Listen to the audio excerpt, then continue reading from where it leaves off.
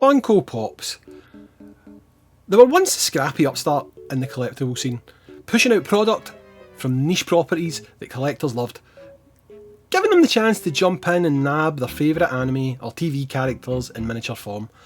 But they didn't have to go to the kind of specialist shops that people will go to get statues, get figures that are surrounded by half-dressed waifu statues where people would stare at them like they were some sort of a deviant. Instead, they could pick them up from the high street, from places like GameStop, from places like Hot Topic, and it was the start of a new age of collectibles. Fast forward now, however, and Pops are kind of edging towards that hated status, where the products are oversaturated and there's far too much shelf space given in stores like GameStop and Hot Topic, like we just mentioned before. And then you're finding things like landfills that are actually filled with failed product because background character number 7 from that one movie that you watched that one time with that one character that nobody cares about didn't sell. Surprise, surprise. So, this seems pretty much like the perfect time to launch a new Funko game. So, bring on Funko Fusion. Woohoo! So what is Funko Fusion? Basically, it's Lego. Yeah, it's Lego. I mean, that's the short answer. But let's dive into this. Funko Fusion is a mashup of popular IP that, unlike the Lego games, which have established themselves as having standalone games around standalone franchises, this actually takes a whole bunch of popular IP and mashes it all together into one big shared universe, shared overworld scenario. But it's got all the same type of things that you would expect from a Lego game.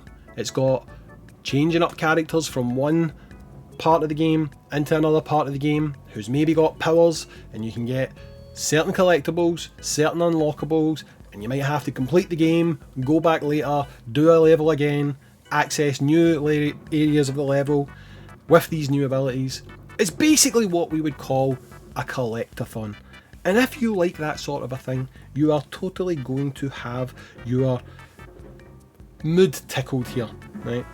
Now, the story is kind of a Thanos level type thing, I suppose, where instead of Thanos coming to get the Infinity Rings, you've got Purple Freddy, not quite sure of his name exactly, but purple oozy looking Freddy. He's coming to steal the crowns, the Funko crowns, and he's corrupted the whole entire Funko universe.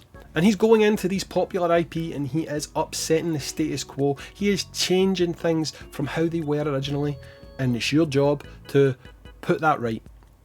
We've got to return things back to the status quo. Now, the story will mainly have you focusing on 6 worlds, which are a bit of an odd mix if I'm being completely honest, but I'll get to that, right? You do the whole Lego collectathon thing, like I say, solving puzzles, unlocking characters who've got powers, then you need to revisit the earlier levels, collect the yada yada yada. We've been over this, right? But if you've played a Lego game, you know what I'm talking about, right? That's not necessarily a bad thing, because Lego games to a certain audience are good, okay? But that is inherently part of one of the problems that I think we have with Funko Fusion, okay? And we will get to that. But along with these 6 main levels, you also have cameo worlds, is what we're going to call them, right? And, well, that's what they call them in-game, to be completely honest. And they're basically bite-sized chunks, okay? These bite-sized chunks are in a main level. Let's just say one of the main levels, which you currently have, is Scott Pilgrim. You've got like 5 or 6 chapters, and each of these 5 or 6 chapters will be small segments of the movie. That's a chapter, you move on to the next one. With a cameo, it's basically just one of those, okay? So it's a short, maybe 5 to 10 minute level. It's only got one set of challenges, one set of puzzles, and you complete it and you move on, okay? Now, that in itself is probably my biggest gripe with the game, because you've got this weird mix of properties making up the mainline game, okay? You've got Hot Fuzz, which is the Simon Pegg film. You've got Battlestar Galactica. Not quite sure if that's based on a TV show or a film, because I know that there's different entries in that franchise. You've also got yourself Masters of the Universe, which some people affectionately call He-Man. You've also got Jurassic Park. You've got the Umbrella Academy, and you've also got The Thing, the John Carpenter film. So there's a weird mix there, right? And I would say that possibly if you look at something like, say, the Umbrella Academy and maybe potentially Battlestar Galactica, and if you were to poll most people, they would rather have a full level of something like Back to the Future, which is a cameo, it's a short level, or The Mummy, which is a cameo, it's a short level. So they have these really strong IP, but in some locations, in some areas of the game, they're not really leveraging them very well. And I would like to think, hopefully, that's more of a licensing thing, because the bit of the pessimistic side of me does wonder if that's because they're going to give us full levels for those properties later, but as paid DLC. Like that's ever gonna happen. Which would be a little bit disappointing, okay? Mind you, would I buy them? Possibly, you know? So, you've got all these different franchises. You can't necessarily use big levels for that kind of IP, but you can at least, once you've unlocked those characters in the cameo, you can use them in any area in the game, okay? So, Doc Brown, Marty McFly, those characters will be available to use in other levels. So, in some ways, I suppose it's a little bit disappointing, but hey, it's better than nothing, and this is pretty much why, up to this point, I have been doing quite a lot of things like using Rick from The Walking Dead, because you get the ability to use whichever characters you want, wherever you want. Well, just as I was going to edit this video, they've released some DLC. And I think this is a good time to talk about it because, I mean, I just mentioned DLC and how I'd be disappointed. Well, I'm not disappointed in this DLC. This DLC possibly elevates this game to the greatest game known to man. Oh my god! Okay, it's happening! Everybody stay calm! What's the procedure, everyone? What's the procedure? Stay calm! Maybe a slight bit of sarcasm in there, but not really, because this DLC is of my all-time favourite comedy franchise. This is the greatest thing to happen in the history of gaming. They have added in Dunder Mifflin, and they have added in The Office. You can play as Michael Scott and fight dinosaurs in the Jurassic Park world. You can make Dwight's dreams come true, and he can actually board the Battlestar Galactica. It's unreal. This actually is peak for me. Now, I do realise that this is not necessarily peak for everyone, but it's peak for me, okay? Let me have these moments. I really want to continue to clown this game a bit, but it's going to get harder and harder. That's what she said!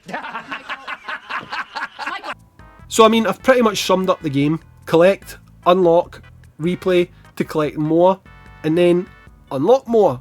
So, you know, I mean, it's a fairly standard, typical loop. In the most recent update, they've added co-op to the game. Now, I think this is still kind of in beta, and it's rolling out world by world, and right now He-Man's available. But sadly, co-op actually requires you to have friends. And all this did was remind me of the crushing sadness of not having any friends.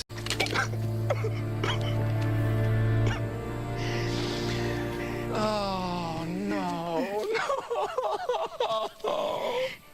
Which is likely to be shared by a lot of Funko fans worldwide, as basically having friends means that there's a chance that they might have people touch their precious Funko collection, and obviously people that have Funko Pops don't want anyone taking them out the boxes, and friends, yeah, they risk that investment. Now, a lot has been said about the performance of this game elsewhere, and I'll be honest, when I first loaded the game on my Legion Go, which is a handheld PC gaming devicey thing, I had problems. Straight up, I had problems.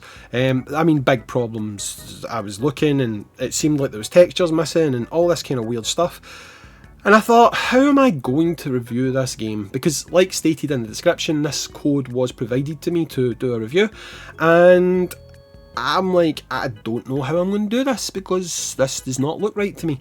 And I've done a bit of looking around, and insanely, I don't actually think that the problems were actually the fault of the game. Because I am going to be going over this in a future video, but Basically, I seen that the game was running perfectly on Steam Deck, and I thought, well, that's strange because my device has more power than a Steam Deck. So I decided, you know what? Let's give this Bazite thing everyone keeps talking about a little bit of a spin.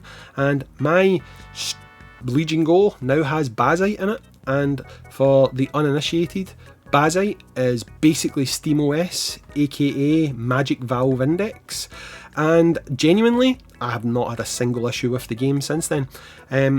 Don't know what that's to do with. I don't know if it's to do with the way that shaders are dealt with, if it's to do with how drivers are optimised through SteamOS, but the game's run perfectly for me, so I cannot sit here and highlight performance issues to you guys because I've not had any. It's been absolutely fine, and from a technical point of view, I need to give the game a thumbs up because honestly, it's been hassle-free for me. Now, from a game point of view, as in what you've got to do, I mean, I think it's pretty good there as well. I mean, you've got just the right mix of combat and collectibles for a game of this type. I mean, if this is the type of game you're looking for, it's going to deliver what you want, okay? And I mean, yeah, it is. It's a collectathon. So, it does the collectathon thing pretty well.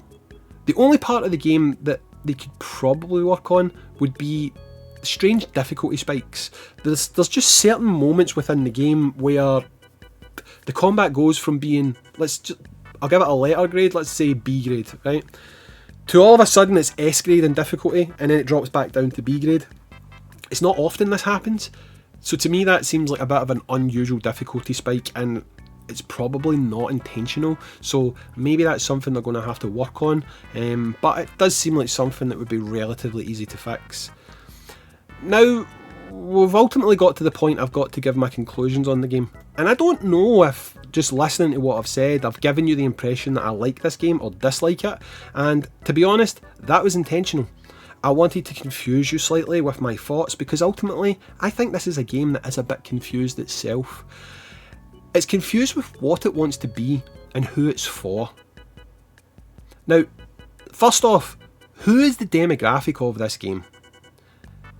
Now, the game itself models it off of a game that is primarily consumed by children, okay? Now, nobody that likes Lego games get mad in the comments because I know a lot of adults do like Lego games, but predominantly it's kids that like to play the Lego games, okay? And I don't really think the franchises within this game are at all geared towards children, right? So, there's moments in the game where there's blood and gore, and they attempt to joke that it's ketchup. But I mean, just going with Hot Fuzz for example, there's a moment where someone is impaled through the chin by a model village and blood, ketchup, goes everywhere.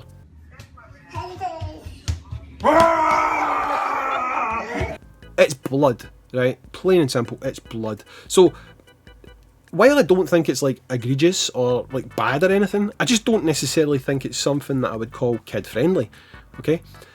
So it doesn't really work in that regard for kids. But at the same time, if they're going for the crowd who actually buy Funko Pops, they've kind of misunderstood their target demographic.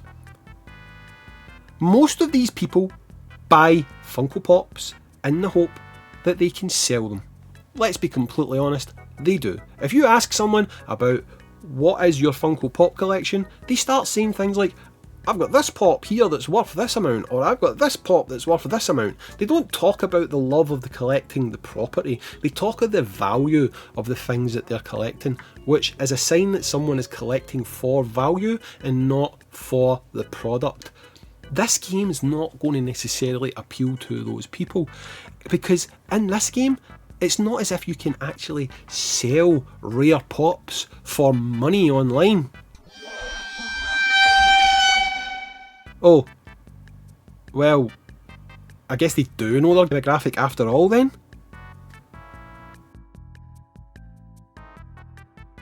Overall, I'd say that I do like this game, and it does enough to justify its existence. And if you do not hate looking at the soulless little monstrosities that are Funko Pops, and if you enjoy the gameplay on offer by games like Lego, then you'll probably enjoy this game. And honestly, I don't really have any issues recommending it to people. The only thing that I would say overall in my summary of this game is targeted at that rare person who is your adult Lego player.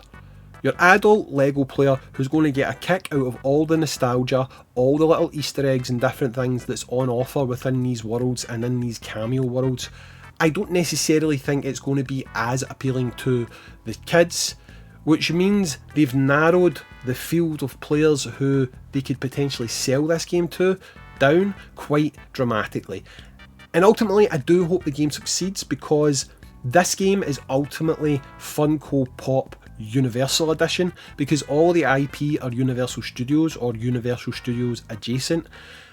I would like to see that expanding into other realms and not just be Universal, and for that to happen, I feel like this game has to see success. And rightly or wrongly, it's had a little bit of a rocky start. I do think, however, that in the short time it's been available since launch, it has got better. And full disclosure, I actually purchased this game at launch, and it's the reason why I have got Rick as The Walking Dead, but I was having issues with it, which subsequently turns out was probably due to Windows, and I ended up refunding it. And this review copy was like a second chance to give the game a try, and I did start out with those same issues like I mentioned, but again, as soon as I installed Bazite and moved away from Windows, it's flawless. So it makes me think that originally when starting the game, a lot of the issues that I experienced were probably down to Windows more than the game itself. So I am happy to recommend this game. I do think it's a good time, and all it's going to take is 1 or 2 IPs being added, whether it be DLC, whether it be a sequel, and each time that happens, if it's an IP that tickles your nostalgia bone, if you get the member berries from it, then you're going to want to jump in and you're going to give this game a spin. So for me, I'm happy to say it's a big thumbs up. I do recommend it. It is a fun game. I've had a little bit of fun poking some fun at Funko fans and all the rest of it, but that is just as someone who used to be quite a Funko collector. I got jaded, I sold all my Funko Pops, lost a whole load of money, and I realised this is the Beanie Baby craze about to happen all over again. So hold on to your Funko Pops. You never know what's going to happen, but this game is fun regardless. Thanks for watching. Catch you in the next one. Peace.